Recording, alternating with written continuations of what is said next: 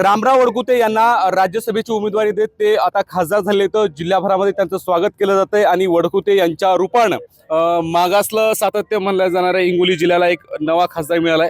साहेब, तुम्ही खासदार झाले, जिल्ह्यामध्ये तुमचं स्वागत केलं जातंय, काय पहिली प्रतिक्रिया? आपलं प्रथमतः स्वागत की आपण आपलं स्वागत करत आहात। मी तुम्हाला खात्रीने सांगतो की माझ्यासारख्या गरिबाला या ठिकाणी जो मान मिळाला, मी कधीही असं विचारही केला नव्हता की देशाच्या उच्च हाऊसमध्ये मला काम करण्याची संधी मिळेल।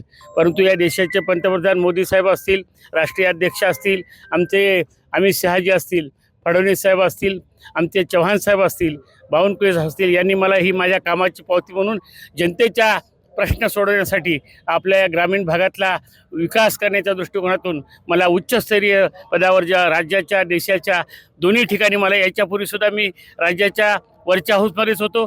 माझा नशीब एवढं चांगलं की आता देशातसुद्धा उच्च हाऊसमध्ये, परंतु मी या उच्च हाऊस मिळाल्यामुळं माजून जाणार नाही, या मला अहंकार येणार नाही।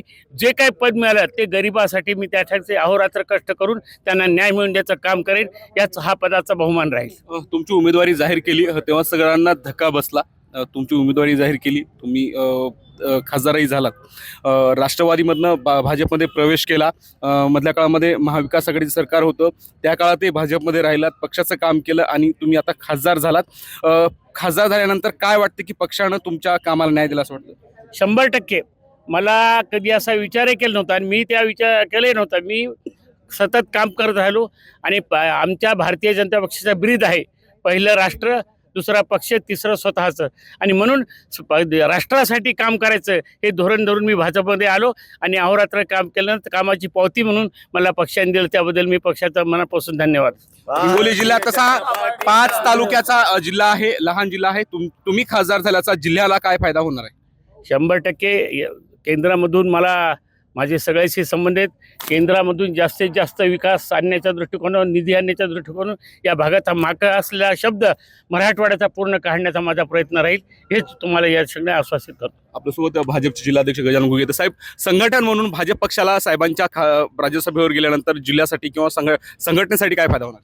भारतीय जनता पार्टी जिल्ह्याचाच नाही, वडकुते साहेब या ठिकाणी खासदार झाले राज्यसभेचे, हे महाराष्ट्रामध्ये काम करतील आणि महाराष्ट्रामध्ये भारतीय जनता पार्टीला वडकुते साहेबाचा समाज असेल, काम असेल आणि रावरात्र काम करून पक्षाला वाढी करता निश्चितच वडकुते साहेबाचा फायदा सर्व महाराष्ट्रामध्ये होईल।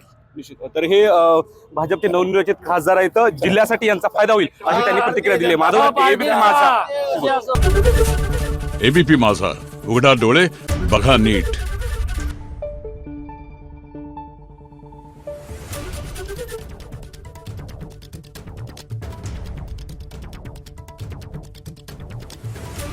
Thank you.